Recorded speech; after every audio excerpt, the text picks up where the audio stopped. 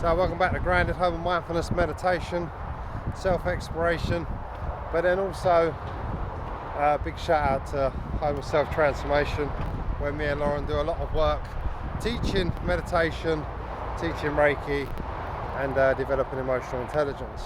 But because this is on my Grounded page and I come from that mindfulness meditation background, today I'm just going to be talking a little bit about how mindfulness and meditation can actually benefit our lives, and then cast a little bit of an understanding of what mindfulness and meditation is really about.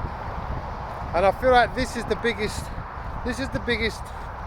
roadblock or hurdle that comes from mindfulness and meditation, is we think that, we go to mindfulness and meditation to stop ourselves from worrying, stop ourselves from overthinking, to calm our minds. And in truth, this is what you will get out of mindfulness and meditation.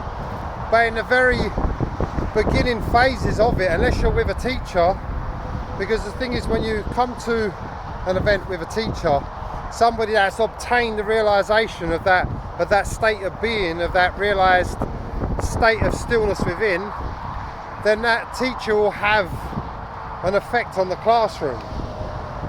So whenever you go to a mindfulness and meditation practice with a teacher, you generally find it a lot easier. You'll generally be able to feel a deeper state of calmness or a deeper state of peace. But that's not the case when you're on your own.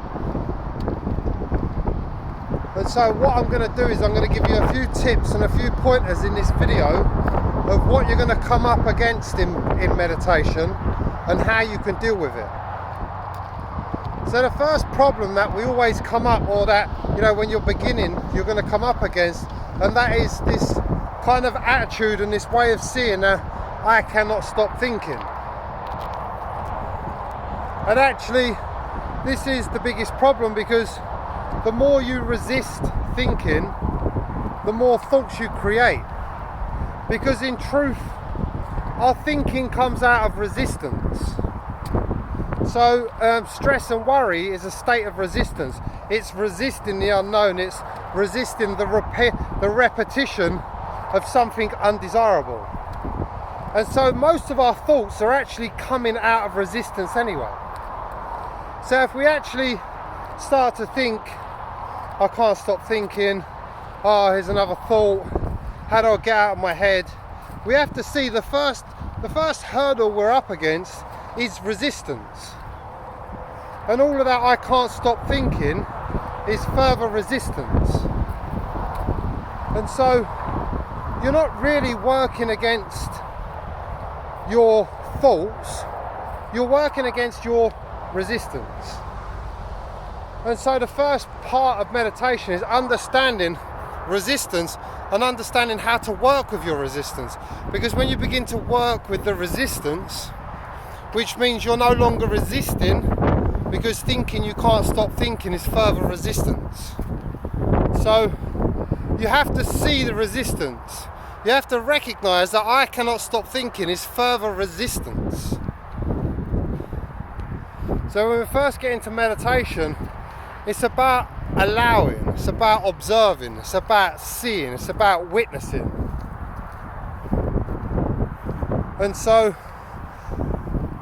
the most important thing when it comes to meditation is to constantly see and let go, see and let go, see and let go. I can't stop thinking. I see it, I let go of it. Okay, I'm thinking again. I see it, I let go of it. Why is this meditation's hard work? I see it, I let go of it. You literally have to start your practice in this way of being, seeing and releasing, seeing and releasing, seeing and releasing. Because what are you releasing? You're releasing the resistance. And that might look like a whole 30 minutes of mindfulness and meditation of constantly seeing and releasing, seeing and releasing, seeing and releasing. But this is all part of the process. But unfortunately, not a lot of people talk about the process, because we put this message out there and we automatically think that we're going to get to like some sort of space of peace within us. Now, that's not to say you're not going to find peace in a meditation practice, because if you do it enough, you will. Hands down, you will. But what we have to understand on that very first layer is human beings are in a state of resistance. We live in a state of resistance. Resistance to what? Resistance to our connection with God. A resistance with our connection to love. So we're in resistance to it. And so we have to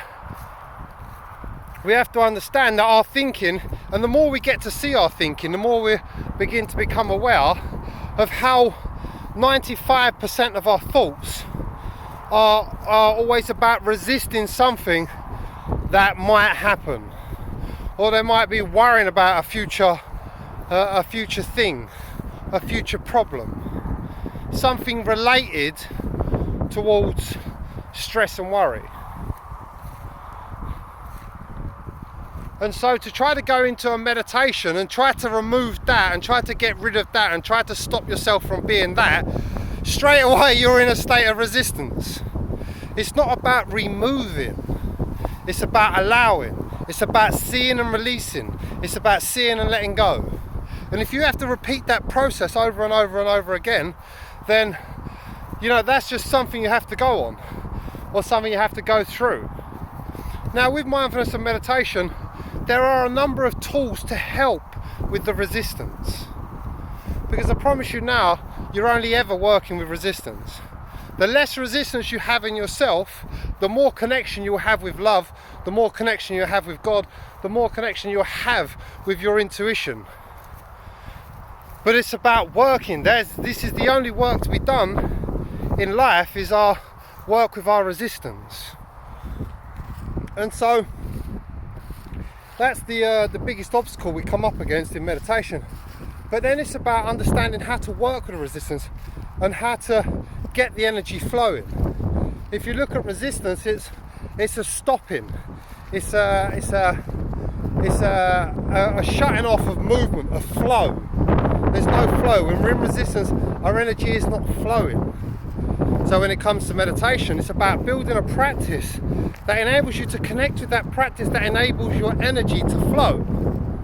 So another example, I see a lot of people, and I never ever, I do little bits of breath work, but I never say breath work is for everybody.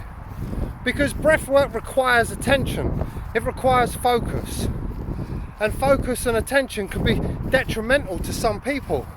So they feel like they have to go for a breathing practice, and then as they're going for a breathing practice, they start coming up against more resistance.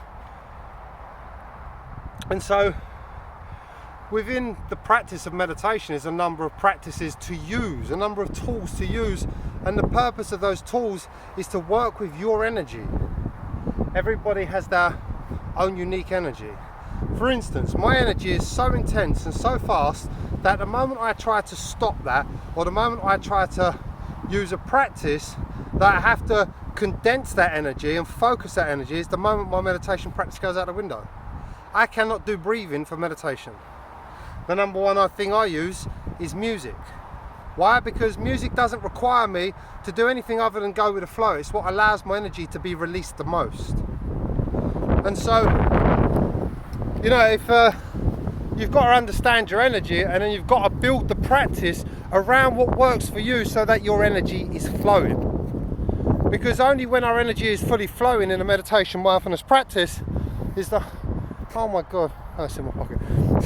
So the moment we get our energy flowing in our mindfulness and meditation practice is the moment we begin to find that stillness, that calmness, that peace. And so point one of this video is understanding you're working with resistance. You're not working with your thoughts. You're not working with your mind. You're working with your energy. Point two of this video is you've got to find what works for you. You've got to understand and know your energy, and then use the tools that best enable your energy to flow. The more your energy flows, the more stillness you find. It is only ever resistance that stops us from finding the stillness that is natural to us. And so, I always run mindfulness meditations, run a lot of retreats. I've been teaching and holding classes for a number of years now. I'll start putting more content out regarding mindfulness and meditation. But I do a lot of one-to-one coaching, and obviously we do our retreat days. And I'm going to get the classes running on a Sunday. But if you're interested in really learning mindfulness and meditation, and to be with the understanding, because it's not my understanding, it's not personal to me, it's the understanding of mindfulness and meditation, a true understanding, then you can either DM us or you can get us over at Home Self Transformation. But to the next video, much love.